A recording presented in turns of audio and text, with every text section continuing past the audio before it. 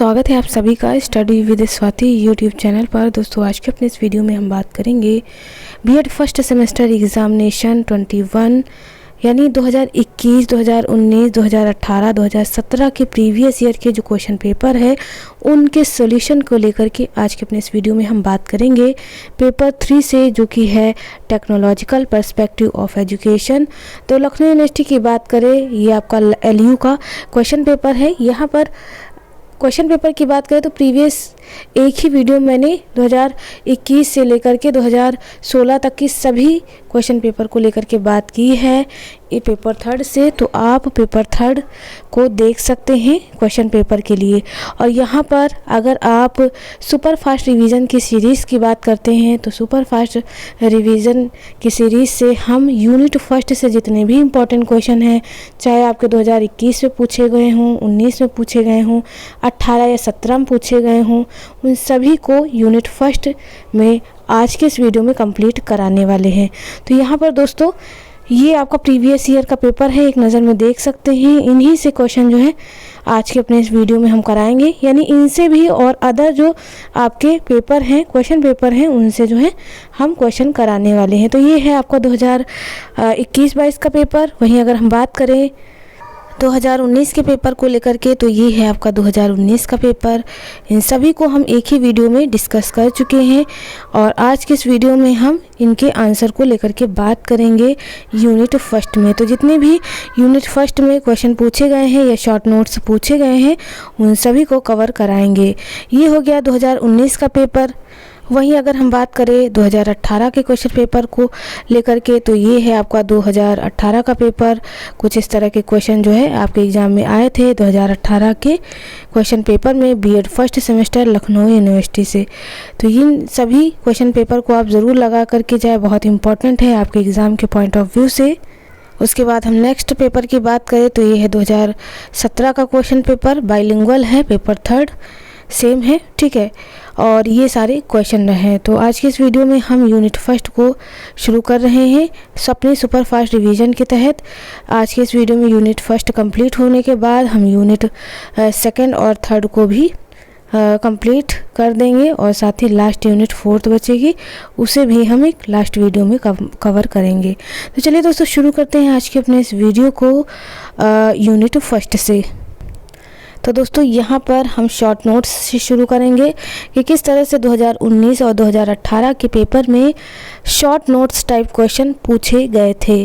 तो यहाँ पर पहला क्वेश्चन पूछा था कि शैक्षिक तकनीकी का अर्थ, और दूसरा है शैक्षिक तकनीकी को परिभाषित कीजिए।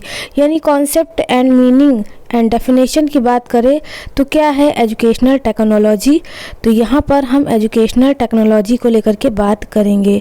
तो यहाँ पर दिया है कि शैक्षिक तकनीकी की अवधारणा शिक्षण एवं अधिगम में तकनीकी उपकरणों के प्रभावों उपयोग से संबंधित है। शैक्षिक तकनीकी की अवधारणा शिक्षण एवं अधिगम जैसे कि मीडिया, मशीनों एवं नेटवर्किंग हार्डवेयर के साथ साथ उनके प्रभावी अनुप्रयोग के लिए अंतर्निहित सैद्धांतिक दृष्टिकोण पर विचार करने के विभिन्न उपकरणों एवं तकनीक के उपयोग के बारे में बताती है, ठीक है। यहीं पर काफ़ी सारी चीज़ें दी है कि शैक्षिक तकनीकी 2 शब्दों से मिलकर बना है, शिक्षा एवं तकनीक। जहाँ शिक्ष धातु का अर्थ ज्ञान ग्रहण करना, अर्थात शिक्षा ज्ञान प्रदान करने वाला माध्यम है। शिक्षा व प्रक्रिया है जो व्यक्ति का विकास व सही पथ प्रदर्शन करती है। और दूसरी ओर अगर हम तकनीकी की बात करें तो कला या कौशल के अध्ययन का विज्ञान तकनीकी कहलाता है। यही सारी चीज़ें जो हैं शिक्षा तकनीकी के बारे में बताई गई हैं। यहाँ पर अकॉर्डिंग की बात करें तो लीथ के अनुसार शिक्षा तकनीकी का अभिप्राय शिक्षण एवं अधिगम तथा अधिगम की परिस्थितियों में वैज्ञानिक ज्ञान का सुव्यवस्थित अनुप्रयोग है, जिसके द्वारा शिक्षण एवं प्रशिक्षण की कार्य क्षमता में सुधार किया जाता है। बाइलिंगुअल है तो इसे आप पढ़ सकते हैं। चलिए आगे बढ़ते हैं और भी इनकी परिभाषाएं जैसे कॉक्स की है, डेसिको की है, तो इसे आप ज़रूर पढ़ लीजिएगा क्योंकि इम्पॉर्टेंट क्वेश्चन है, आपके लॉन्ग में भी पूछा जा सकता है, तो इसे आप पढ़ लीजिएगा। अब आते हैं शैक्षिक तकनीकी की प्रकृति एवं विशेषता यानी nature and characteristics of educational technology. तो इसके कई सारे पॉइंट हैं, हम इनके पॉइंटों से इसे कवर करेंगे। पहला पॉइंट है कि वैज्ञानिक सिद्धांतों का अनुप्रयोग, दूसरा है नवीन विचारों का प्रयोग। इनके पॉइंटों से आप इन्हें अच्छे से रीड कर लीजिएगा, याद करने की ज़रूरत नहीं है। विज्ञान एवं कला है। फिर नेक्स्ट पॉइंट है वैज्ञानिक विधियाँ या विधियों या तकनीकों पर आधारित है ये। उसके बाद अन्य विधाओं से संबंधित, तो ये हो गए इनकी कैरेक्टरिस्टिक्स। उसके बाद नेक्स्ट पॉइंट की बात करें तो कार्यक्षेत्र भी पूछा जाता है।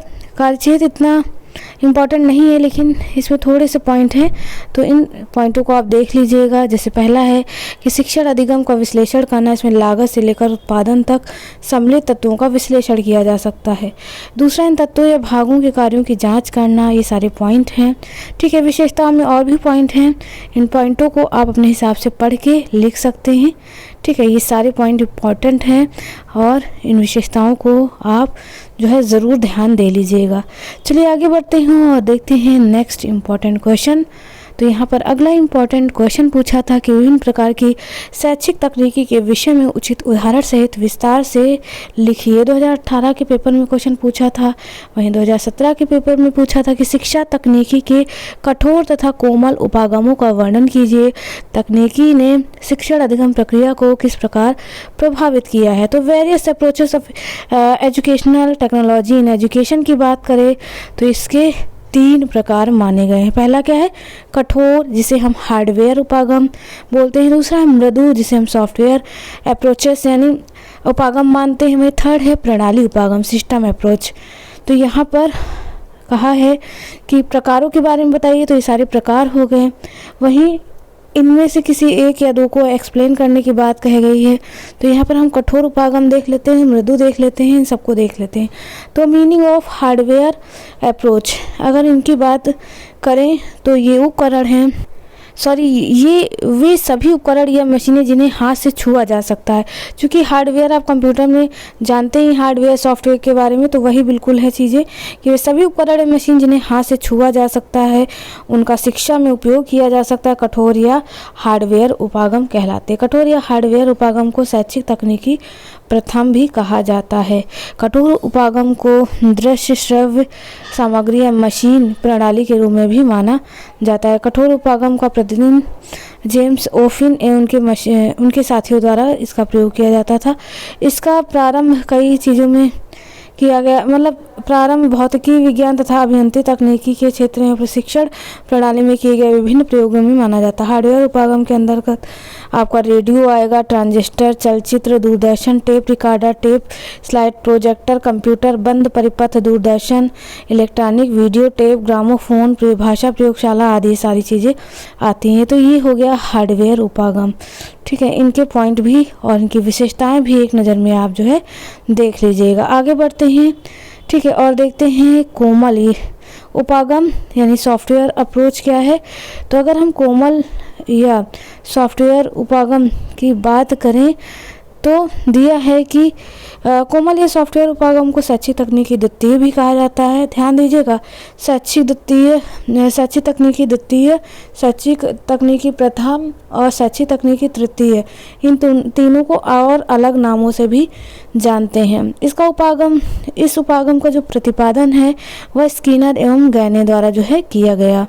चूँकि जब बीएड फर्स्ट सेमेस्टर के एमसीक्यू टाइप के क्वेश्चन पूछे जा रहे थे प्रीवियस ईयर, अगर हम 2021 की ही बात करें, ठीक है, तो हाँ 21 की ही बात करें, चूँकि आपका ये 22 का पेपर था, 21-22 करके था, वो आपका 20-21 में पेपर हुआ नहीं था कोरोना की वजह से, तो 20-21 का जो पेपर था उसमें आपके एमसीक्यू टाइप के क्वेश्चन पूछे गए थे। तो इसमें पूछा था कि शैक्षिक तकनीकी द्वितीय का अन्य नाम क्या है, तो उसे आप सॉफ्टवेयर उपागम कह देते हैं। या फिर सॉफ्टवेयर उपागम का प्रतिपादन किसने किया, तो स्किनर एवं गैने ने किया। ठीक है, ये क्वेश्चन पूछे गए थे, क्योंकि मैंने बच्चों को पढ़ाया था तो मुझे अभी बिल्कुल याद आया। ठीक है, आगे दिया इसमें शिक्षार्थियों में वांछित व्यवहार परिवर्तन लाने के लिए शिक्षण तथा अधिगम सिद्धांतों के आधार पर क्रियाओं का आयोजन किया जाता है। संपूर्ण शिक्षण प्रक्रिया को इस प्रकार नियोजित व संचालित किया जाता है जिसमें शिक्षक तथा विद्यार्थी दोनों सहभागिता निभाएं। ये सारी चीज़ें इसमें दी गई हैं। ठीक है, और भी सारी चीज़ें हैं, तो इन्हें आप जो है एक नज़र में पढ़ लीजिएगा, इम्पॉर्टेंट है। ठीक है। B.F. स्किनर कहते हैं कि शैक्षिक तकनीकी द्वितीय को व्यवहारात्मक तकनीकी पर आधारित माना गया है तथा आर्थर मिल्टन का मानना है कि शैक्षिक तकनीकी अधिगम के मनोवैज्ञानिक पर आधारित है और यह अनुभव प्रदान करके वांछित व्यवहार परिवर्तन की प्रक्रिया को प्रारंभ करती है। सारी चीज़ें और इनकी विशेषताएं हैं सॉफ्टवेयर अप्रोचेस की, तो इन्हें आप पढ़ लीजिएगा। आगे बढ़ते हैं नेक्स्ट क्वेश्चन की तरफ। तो अगला महत्वपूर्ण प्रश्न 2021-22 से, चूँकि 20-21 में मुझे पूरी तरह से याद है आपका ऑब्जेक्टिव को जो है क्वेश्चन आए थे, ऑब्जेक्टिव प्रश्न पत्र था, और ये आपका 21 और 22 का पेपर है। तो शैक्षिक तकनीकी के विभिन्न रूप कौन कौन से हैं, दूसरा है ये आपका 2021 में पूछा गया, 2019 में पूछा गया था कि शैक्षिक तकनीकी के विभिन्न रूप क्या हैं, किसी एक रूप की विस्तार से चर्चा कीजिए। वहीं 2018 में पूछा था कि अनुदेशन तकनीकी तथा व्यवहार तकनीकी के बीच भेद बताइए, उनके कार्यों का महत्व सहित वर्णन कीजिए 2018 के पेपर में। वहीं 2017 के पेपर में कि शैक्षिक तकनीकी के विभिन्न रूपों का संक्षेप में वर्णन कीजिए। तो ज़्यादातर रूप पूछा है, डिफरेंस पूछा है, कार्य पूछा है, तो देख लेते हैं क्योंकि बहुत इंपॉर्टेंट क्वेश्चन है। पिछले 4 सालों में आपका ये क्वेश्चन रिपीट हुआ है और इस बार भी पूरे चांसेस है इस क्वेश्चन के आने के। तो देखते हैं शैक्षिक तकनीकी के विभिन्न रूप यानी various forms of educational technology. तो फर्स्ट है शिक्षण तकनीकी यानी टीचिंग टेक्नोलॉजी, दूसरा है अनुदेशन तकनीकी यानी इंस्ट्रक्शनल टेक्नोलॉजी, और थर्ड है व्यवहारात्मक तकनीक यानी बिहेवियरल टेक्नोलॉजी। तो ये हैं तकनीकी के विभिन्न रूप और इनके बारे में जो है सब कुछ एक्सप्लेन किया गया है। बताया है कि शिक्षण तकनीकी क्या है। तो शिक्षण तकनीकी के अंतर्गत पाठ्य वस्तु तथा कक्षा व्यवहार दोनों ही सम्मिलित किए जाते हैं, अर्थात इनमें अनुदेशन तकनीकी तथा व्यवहार तकनीकी दोनों ही आते हैं। ठीक है, इन सभी मनोवैज्ञानिकों ने अपने अपने अनुसार परिभाषित किया है, तो उनकी परिभाषा भी आप पढ़ लीजिएगा। बाइलिंगुअल शिक्षण तकनीकी की विशेषताएं दी हैं, इन विशेषताओं पर आप एक नज़र डाल लीजिएगा। आगे बढ़ते हैं इनके महत्व पर, तो इनके महत्व को भी आप देखिएगा। हम यहाँ पर डिफरेंस देखेंगे, डिफरेंस से आप इन तीनों को अच्छे से समझ पाएंगे। तो शिक्षण तकनीकी यानी टीचिंग टेक्नोलॉजी की बात करें तो इसमें ज्ञानात्मक, भावात्मक तथा क्रियात्मक उद्देश्यों का विकास होता है। वही इंस्ट्रक्शनल टेक्नोलॉजी की बात करें तो इसमें केवल ज्ञानात्मक उद्देश्यों का विकास होता है। व्यवहारात्मक तकनीकी की बात करें तो इसमें क्रियात्मक उद्देश्यों के साथ साथ ज्ञानात्मक एवं भावात्मक उद्देश्यों का विकास होता है। फिर नेक्स्ट पॉइंट है यह पाठ्य वस्तु में संप्रेषण पर आधारित है यानी टीचिंग टेक्नोलॉजी। वहीं इंस्ट्रक्शनल टेक्नोलॉजी या शारीरिक एवं मशीन क्रियाओं पर आधारित है। बिहेवियरल की बात करें तो व्यवहार पर आधारित है। ये सारे पॉइंट हैं। इसी तरह से नेक्स्ट है कि यह मनोविज्ञान, समाजशास्त्र तथा दर्शन एवं वैज्ञानिक सिद्धांतों पर आधारित है। उसके बाद यह जो है मनोवैज्ञानिक तथा वैज्ञानिक सिद्धांतों पर आधारित है। यह मनोविज्ञान एवं साइबरनेटिक्स के सिद्धांतों पर आधारित है। ठीक है, आगे दिया है कि यह स्मृति, बोध एवं चिंतन स्तर पर आधारित है। वहीं यह शिक्षण के स्मृति स्तर पर और यह जो है यह शिक्षण के स्मृति तथा बोध स्तर पर आधारित है। इसी तरह से अन्य अगला पॉइंट भी है, इसे आप रीड कर लीजिएगा, बहुत इंपॉर्टेंट है। तीनों में डिफरेंस पता होना चाहिए, तीनों के बारे में पता होना चाहिए क्योंकि प्रीवियस 4 सालों में क्वेश्चन पूछा गया है। चलिए नेक्स्ट इम्पॉर्टेंट क्वेश्चन की तरफ बढ़ते हैं जो कि पूछा था शॉर्ट नोट्स में कि कंप्यूटर सहायतित अनुदेशन के प्रकार या कंप्यूटर सहायतित अनुदेशन की संकल्पना की व्याख्या। तो 2019 और 2017 इन दोनों के पेपर में क्वेश्चन पूछ लिया था, तो ये बहुत इंपॉर्टेंट क्वेश्चन बनता है। तो देख लेते हैं कंप्यूटर सहायतित अनुदेशन यानी कंप्यूटर असिस्टेड इंस्ट्रक्शन। तो कंप्यूटर सहायतित अनुदेशन से तात्पर्य उस शिक्षण स्थिति से जहां कंप्यूटर शिक्षार्थी को एक निश्चित प्रस्तावित पाठ्य वस्तु के माध्यम से अधिगम एवं मूल्यांकन प्रदान करता है। यह सामान्यतः या तो सूचना कौशल के शिक्षण हेतु प्रयुक्त होता है या पुनराभ्यास के लिए प्रयुक्त होता है। यहाँ यह पाठ्य पुस्तक या कार्य पुस्तक की भांति कार्य करता है। कंप्यूटर सहायतित अनुदेशन आधारभूत रूप में सूचना देता है और फिर अनुक्रिया को दिशा प्रदान करता है। ठीक है, ये सारी चीज़ें इसके संदर्भ में दी गई हैं। आगे दिया कंप्यूटर सहायतित अधिगम को कंप्यूटर के माध्यम से सीखने की प्रक्रिया और वातावरण के रूप में परिभाषित किया जाता है। जा सकता है। ठीक है, आगे भी इनके बारे में शर्मा एवं भट्ट कहते हैं कि कंप्यूटर सहायक अनुदेशन को शैक्षिक उद्देश्यों की प्राप्ति की दिशा में विद्यार्थियों कंप्यूटर नियंत्रित प्रस्तुतिकरण तथा अनुक्रिया रिकॉर्डिंग उपकरण के मध्य चलने वाली अंतःक्रिया के रूप में समझा जा सकता है। तो दोस्तों ये सारी इंपॉर्टेंट पॉइंट हैं, इन पॉइंटों को आप ज़रूर पढ़ लीजिएगा। ये सारी परिभाषाएं हैं महत्वपूर्ण और ये क्वेश्चन इम्पॉर्टेंट हुआ। अगला इम्पॉर्टेंट क्वेश्चन की बात करें तो पूछा था ई लर्निंग से, यानी ई लर्निंग के बारे में पूछ लिया था कि ई लर्निंग से आप क्या समझते हैं, इसकी प्रकृति विशेषताओं का विस्तार से वर्णन कीजिए 2021 के पेपर में। वहीं शॉर्ट नोट्स में पूछा था ई लर्निंग की प्रकृति या ई लर्निंग के प्रकार। तो कॉन्सेप्ट ऑफ ई लर्निंग को देख लेंगे। क्या है ई लर्निंग? तो ई अधिगम या ई लर्निंग शिक्षा का एक नवीन प्रत्यय है। इसके अंतर्गत इंटरनेट तकनीकी का उपयोग पाठ्य वस्तु के प्रस्तुतिकरण एवं संचार में किया जाता है। इस तकनीकी की सहायता से शिक्षकों तथा छात्रों के अधिगम हेतु समुचित वातावरण उत्पन्न किया जाता है। तो आज जानते हैं आज का टाइम जो है ई लर्निंग हो गया है, जिसमें बच्चे ऑनलाइन क्लास वगैरह करते हैं, सारी चीज़ें में सम्मिलित हैं, वही सारी चीज़ें बताई गई हैं। मार्क्स कहते हैं कि ई अधिगम दूरस्थ संस्थाओं के माध्यम से प्रदान की जाने वाली दूरस्थ शिक्षा है। ई अधिगम में प्रशिक्षण कार्यक्रमों को वितरित करने के लिए तकनीकी का उपयोग है। तो अलग अलग मनोवैज्ञानिकों ने ई लर्निंग को परिभाषित किया है। ठीक है, इन्हें आप जो है पढ़ लीजिएगा। ई लर्निंग को मोबाइल अधिगम या ऑनलाइन अधिगम के नाम से भी जाना जाता है।